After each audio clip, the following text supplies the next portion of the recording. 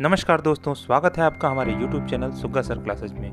Please इस channel को ज़्यादा से ज़्यादा सब्सक्राइब करें और अपने दोस्तों में शेयर करें। आज का हमारा टॉपिक है केमिकल रिएक्शन एंड इक्वेशंस, रासायनिक अभिक्रियाएं और समीकरण। यह टॉपिक क्लास 10th की यूपी बोर्ड और सीबीएसई दोनों की कक्षाओं के लिए इक्वली इम्पोर्टेंट है। रासायनिक अभिक्रियाएं एवं समीकरण, केमिकल रिएक्शन एंड इक्वेशन, ये फर्स्ट यूनिट है यूपी बोर्ड 10th और सीबीएसई बोर्ड 10th में।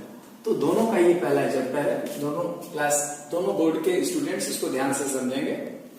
रासायनिक अभिक्रियाएं एवं समीकरण, chemical reaction and equations. Chemical reaction या रासायनिक अभिक्रियाओं से समझने से पहले हम परिवर्तन को समझेंगे कि परिवर्तन दो प्रकार के होते हैं। जूनियर क्लासेस में आप पढ़े भी हैं सभी लोग कि चेंजेस टू टाइप्स के होते हैं।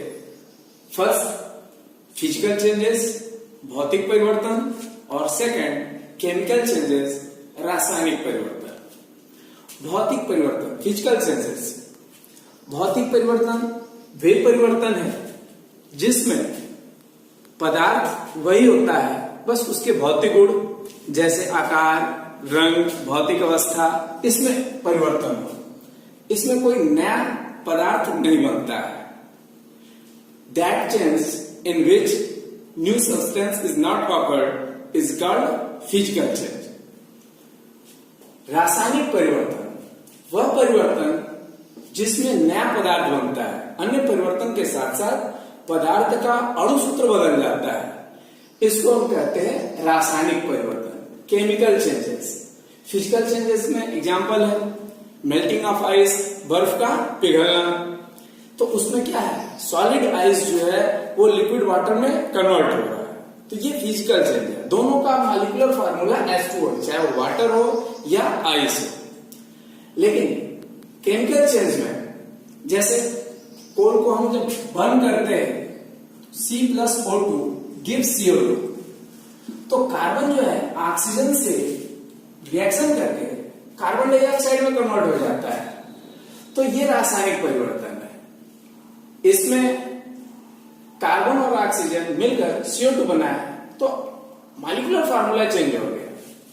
Burning of any fuel is known as example of chemical change. किसी भी पदार्थ का जलना रासायनिक परिवर्तन होता है। और भौतिक परिवर्तन जैसे कागज, उसको हम फाड़ दिए तो वो भौतिक परिवर्तन है। उसी कागज को अगर हम जला दिए तो वो रासायनिक परिवर्तन है। परिवर्तन के बारे में एक मोमबत्ती वाला एग्जांपल सभी लोग क्लियर रखेंगे कि जब मोमबत्ती जल रहा है तो उसमें दोनों चेंजेस होते हैं। वहां पे जो सॉलिड हाइड्रोकार्बन है, मोम का भाग, वो बर्न होता है इसी रिएक्शन की तरह, और उसमें भी CO2 और H2O बनता है। वो रासायनिक परिवर्तन है, वो मोम का जलना है। लेकिन मोमबत्ती जलती है तो साथ में उसका मोम गलता भी है।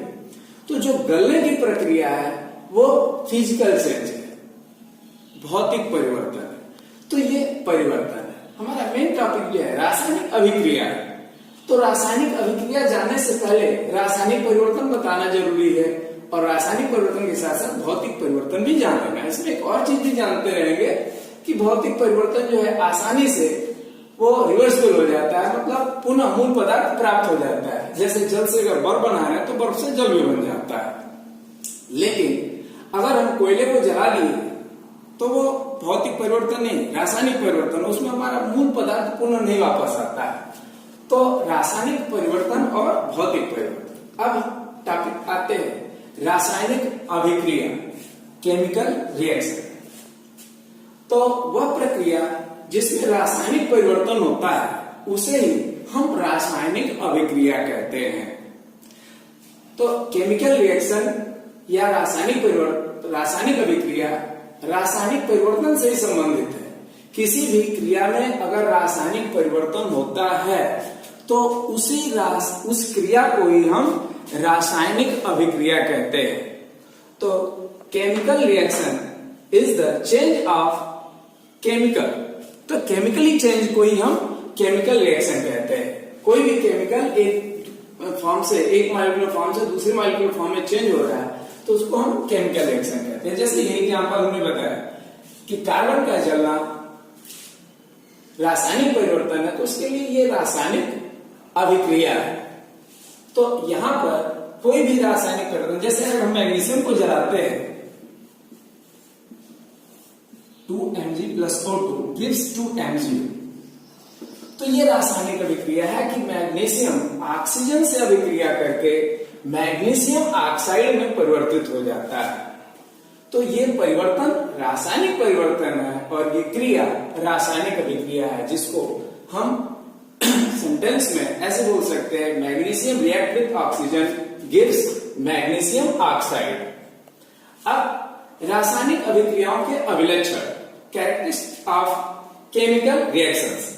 तो कैरेक्टरिस्टिक्स ऑफ केमिकल रिएक्शन में कि कैसे आप पहचानोगे कि रासायनिक अभिक्रिया हुई है। रासायनिक अभिक्रियाओं के फलस्वरूप कई बार पदार्थों के रंग में परिवर्तन हो जाता है, जैसे मैग्नीशियम पोटेशियम परमैंगनेट के विलयन में जब हम ऑक्जेलिक एसिड मिलाते हैं तो उसका पर्पल कलर जो है डिसअपीयर हो जाता है। तो ये रंग में परिवर्तन रासायनिक अभिक्रिया का एक अभिलक्षण है। कई बार भौतिक अवस्थाएं भी परिवर्तित हो जाती हैं। For example, when hydrogen react with oxygen gives water. तो यहां पर हाइड्रोजन गैस है, ऑक्सीजन गैस है, लेकिन उस अभिक्रिया से बनने वाला पदार्थ वो द्रव है। इस तरह से भौतिक रासायनिक अभिक्रियाओं के जो अभिलक्षण है, जिससे पता चले कि रासायनिक अभिक्रिया हो रहा है, केमिकल रिएक्शन इज हैपेंड और नॉट, तो उसमें ये चीजें हैं। जैसे रासायनिक अभिक्रिया में ऊष्मा का परिवर्तन आवश्यक है। प्रत्येक रासायनिक अभिक्रिया में या तो ऊष्मा अवशोषित होती है या मुक्त होती है। जिस अभिक्रिया में ऊष्मा अवशोषित होती है उसको हम ऊष्मा शोषी अभिक्रिया कहते हैं, एंडोथर्मिक रिएक्शन। और वह रासायनिक अभिक्रिया जिसमें ऊष्मा मुक्त होती है उसे हम ऊष्मा क्षेपी अभिक्रिया कहते हैं, एक्सोथर्मिक रिएक्शन। अब रासायनिक समीकरण, रासायनिक समीकरण जो है ये रासायनिक अभिक्रिया के लिए, रासायनिक अभिक्रियाओं को जब हम संक्षिप्त रूप में उसके अणु सूत्रों से व्यक्त करते हैं तो इसे ही रासायनिक समीकरण कहते हैं, chemical equation. When chemical reaction is represented as the molecular formula of reactant and product, that is known as chemical equation. For example, when silver nitrate react with sodium chloride, it gives silver chloride plus NaNO3 sodium nitrate. तो जब silver nitrate की अभिक्रिया sodium chloride से कराते हैं तो अभिक्रिया के फलस्वरूप सिल्वर क्लोराइड और सोडियम नाइट्रेट बनता है। ये एक रासायनिक अभिक्रिया है और उस रासायनिक अभिक्रिया का ये रासायनिक समीकरण है। तो रासायनिक समीकरण रासायनिक अभिक्रिया को ही रिप्रेजेंट करने की एक संक्षिप्त विधि है। जैसे हम बोल रहे हैं कि ये अभिक्रिया इसके फलस्वरूप हो रही है, इसके फलस्वरूप ये बन रहा है, उसको हम संक्षिप्त रूप में जब लिखते हैं तो वो साइड फॉर्म ही केमिकल इक्वेशन कहलाता है, रासायनिक समीकरण कहलाता है। उसके बाद है रासायनिक समीकरण को लिखना, राइटिंग ऑफ केमिकल इक्वेशन। तो किसी भी रासायनिक अभिक्रिया के समीकरण को हम कैसे लिखते हैं, तो सबसे पहले हम ये देखेंगे कि उस रासायनिक अभिक्रिया में कौन कौन से पदार्थ भाग ले रहे हैं। किसी रासायनिक अभिक्रिया में भाग लेने वाले पदार्थों को हम अभिकारक कहते हैं। Those substance which participate in the chemical equation is called reactant and those substance which is obtained after the chemical equation is called product. वे पदार्थ जो अभिक्रिया के बाद बनते हैं उसको हम उत्पाद कहते हैं, प्रोडक्ट कहते हैं। और रासायनिक समीकरण लिखते समय अभिकारकों को हम लेफ्ट साइड में लिखते हैं और उत्पादों को राइट साइड में। Reactants are written in left side while product are written in the right side. तो ये रासायनिक समीकरण को लिखना है। अब रासायनिक समीकरण संतुलित है कि नहीं उसको चेक करते हैं और उसको कैसे संतुलित करते हैं ये भी जानना है। Balancing of chemical equation. तो सबसे पहले कि जो केमिकल इक्वेशन है, रासायनिक समीकरण है, वो संतुलित है अथवा नहीं है, ये चेक करते हैं कि गिवन इक्वेशन इज बैलेंस्ड और नॉट। तो उस रासायनिक समीकरण को जिसमें दोनों पक्षों में कुल तत्वों के परमाणुओं की संख्या एक समान होता है, संतुलित समीकरण कहते हैं। That chemical equation in which both side total number of atom of element is same is known as balanced chemical equation. तो ये जो समीकरण लिखा गया ये बैलेंस्ड है, क्योंकि आप देख सकते हो यहां सिल्वर एक परमाणु, इधर भी एक, नाइट्रोजन एक, इस साइड भी एक है, ऑक्सीजन 3 है, इस साइड भी 3 है, सोडियम एक, क्लोरीन और क्लोरीन दोनों साइड में एक है। तो ये साधारण अभिक्रिया है जिसमें कि बैलेंस है। अदरवाइज बैलेंस करने के लिए आपको जैसे एग्जांपल से देखेंगे, CH4 plus O2 gives CO2 plus H2. When methane gas is burned by oxygen, it gives carbon dioxide and water. This is the chemical equation, chemical reaction. For this chemical equation is written CH4 plus O2 gives CO2 plus H2. But this chemical equation is not balanced because number of hydrogen in left side is 4 and here number of hydrogen atom is 2. तो ये संतुलित नहीं है, balance नहीं है। तो इसमें balance करने के लिए ऐसे तत्वों को पहले बैलेंस करते हैं जो ज्यादा डिस्ट्रीब्यूट नहीं है। जैसे कार्बन यहाँ एक जगह है और यहाँ भी एक जगह है, इसको बैलेंस करते हैं, दोनों साइड 1 1 बैलेंस है। अगर यहाँ C2 होता तो हम 2 से मल्टीप्लाई करते, अगर यहाँ C2 होता तो हम यहाँ 2 से मल्टीप्लाई कर देते, लेकिन ये बैलेंस है। Hydrogen, number of hydrogen atom 4, here 2, तो इसके लिए हम क्या करेंगे, 2 से मल्टीप्लाई करके हाइड्रोजन दोनों साइड 4 4 हो गए। उसके बाद ऑक्सीजन को बैलेंस करना है, इस साइड लेफ्ट में 2 ऑक्सीजन है और राइट में 2 + 2 4 ऑक्सीजन। तो इसके लिए फिर हमको यहाँ पे 2 से मल्टीप्लाई करना है। तो number of oxygen atom 4, carbon 1, hydrogen 4, oxygen 4 in both side. Hence this chemical equation is balanced chemical equation. एक और एग्जांपल से क्लियर करते हैं, C2H4 plus O2 gives CO2 plus H2। इस अभिक्रिया में आप देख रहे हो कि 2 कार्बन है और यहां पे एक, number of carbon atom is not same in both side because this reaction, this equation is non balance equation. तो इसको बैलेंस करने के लिए हम यहाँ 2 से मल्टीप्लाई करते हैं। हाइड्रोजन एटम यहाँ कितने हैं 4, यहाँ कितने हैं 2, इसमें भी 2 से मल्टीप्लाई करते हैं। ऑक्सीजन डिस्ट्रीब्यूटेड है, यहाँ एक जगह है, यहाँ 2 जगह है, इसलिए इसको हम सबसे लास्ट में बैलेंस करने की कोशिश करेंगे। तो number of oxygen atom 2 × 2 4 + 2 6, here 2, then we multiply by 3 in oxygen molecule in left side, and this equation, chemical equation, is balanced chemical equation। तो इस तरह से कुछ रासायनिक समीकरण आप और संतुलित कर सकते हैं।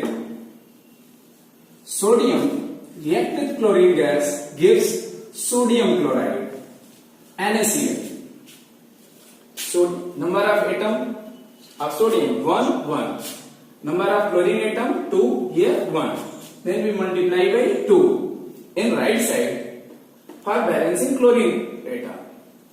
Number of chlorine atom is 2 in both sides, but number of sodium atom is 2 in right side but 1 in left side, then we multiply again by 2 in sodium molecule, sodium atom, then this reaction is balanced chemical equation। Finally एक और example देख लेते हैं, N2 plus H2 gives NH3। When hydrogen react with hydrogen, it gives ammonia, NH3। इस reaction में आप देखो nitrogen 2 यहाँ 1, हाइड्रोजन 2 यहाँ 3। तो इसको बैलेंस करने के लिए सबसे पहले हम नाइट्रोजन को बैलेंस कर रहे हैं, तो number of nitrogen atom is 2 in left side, then we multiply by 2 in right side, then number of nitrogen atom is 2 in both sides. After that, we balance hydrogen atom. In right side, number of hydrogen atom is 6, while in left side it is 2. Then for balancing the hydrogen atom, we should multiply by 3 in S2 molecule in left side. Here, number of total hydrogen atom is 6 and it is 6 in both sides. तो इस तरह से हम रासायनिक समीकरणों को balance करते हैं, संतुलित करते हैं। और उदाहरण आपको क्लियर करने के लिए आप देख सकते हैं। इसके बाद है रासायनिक समीकरणों का महत्व, सिग्निफिकेंस ऑफ केमिकल इक्वेशंस। किसी भी रासायनिक समीकरण से हमको क्या जानकारी मिलती है ये जानना है। जैसे रासायनिक समीकरण से या केमिकल इक्वेशन से हम सबसे पहले ये जान जाते हैं, देखते ही कि उसमें रिएक्टेंट क्या है, प्रोडक्ट क्या है, उनके अभिकारक और उत्पाद आप स्पष्ट कर सकते हो। जैसे इस अभिक्रिया में रिएक्टेंट एथिलीन और ऑक्सीजन है और प्रोडक्ट कार्बन डाइऑक्साइड और वाटर। तो इसमें हम सबसे पहले यही इसका सिग्निफिकेंट महत्व है कि इससे हम आइडेंटिफाई कर सकते हैं which substance is reactant and which substances are product. After that next significance is that we can find the ratio of mass in the respective reactant and product। हम किसी भी रासायनिक समीकरण में उसमें भाग लेने वाले अभिकारकों और उत्पादों के द्रव्यमान में अनुपात हम निर्धारित कर सकते हैं। उसके आधार पर हम ये डिसाइड कर सकते हैं कि किसी रिएक्टेंट का अगर कितना मास लिया जाता है पर्टिकुलर, तो उससे कितना मास प्रोडक्ट बनता है या दूसरा रिएक्टेंट कितना उसे रिएक्ट करेगा। तो रेशियो से ही हमको पूरा आइडेंटिफिकेशन हो जाता है। जैसे ये आप देख सकते हैं 2Mg + O2 gives 2Mg2। तो इस रिएक्शन में मैग्नीशियम का एटॉमिक नंबर, एटॉमिक मास 24 होता है, तो 2 × 24 48, ऑक्सीजन 16 × 2 32। तो इसमें रेशियो जो है 3:2 का है और मैग्नीशियम ऑक्साइड 40 × 2 80। तो इसमें जो रेशियो है वो 5 का है, तो 3:2:5।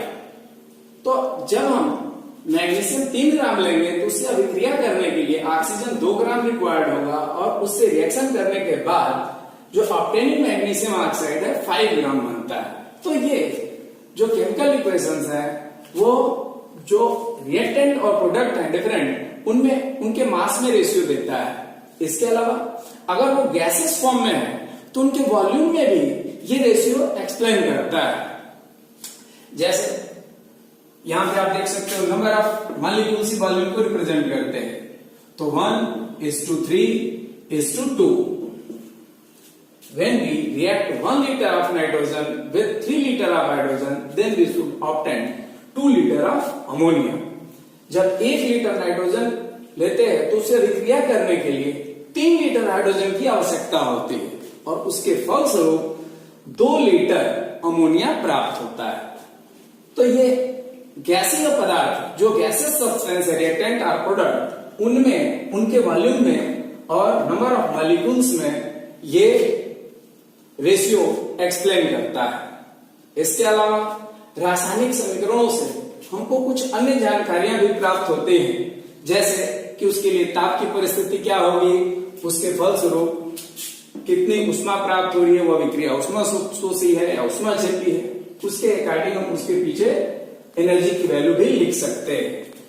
इसके अलावा इसके बाद अगला टॉपिक है रासायनिक समीकरण की सीमाएं, लिमिटेशन ऑफ केमिकल इक्वेशन। रासायनिक समीकरण जो है बहुत ज्यादा हमको इंफॉर्मेशन देता है, लेकिन कुछ इंफॉर्मेशन रह जाते हैं। जैसे किसी केमिकल रिएक्शन को कंप्लीट होने में कितना टाइम लग रहा है ये नहीं पता चलता है। स्पीड भी नहीं पता चलता है, हालांकि उसके लिए कई बार एरो पे स्लो या फास्ट हम लिख सकते हैं। फिजिकल स्टेट की जानकारी नहीं होती है, उसको भी रिमूव करने के लिए गैस है तो उसके लिए हम जी यूज कर लेते हैं, लिक्विड है तो एल यूज कर लेते हैं, और सॉलिड है तो एस। कैटलिस्ट को भी रिप्रेजेंट करने के लिए हम एरो पे उसको लिख सकते हैं। अब कोई केमिकल रिएक्शन है तो उसके केमिकल इक्वेशन से ये नहीं पता चलेगा कि वो अभिक्रिया जब हो रही है तो उसमें साउंड प्रोड्यूस हो रहा है या नहीं प्रोड्यूस हो रहा है। केमिकल इक्वेशन को देख के हम इस चीज को नहीं आइडेंटिफाई कर सकते। और वो जो अभिक्रिया है उसमें समय की बात तो पहले बता दी गई कि उसको पूरा होने में कितना समय लग रहा है ये भी हमको पता नहीं चलता है।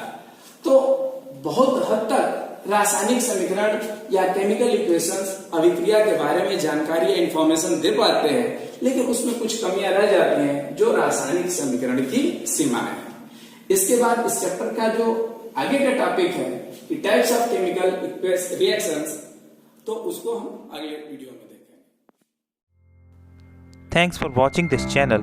Please like, share and subscribe this channel. Thank you.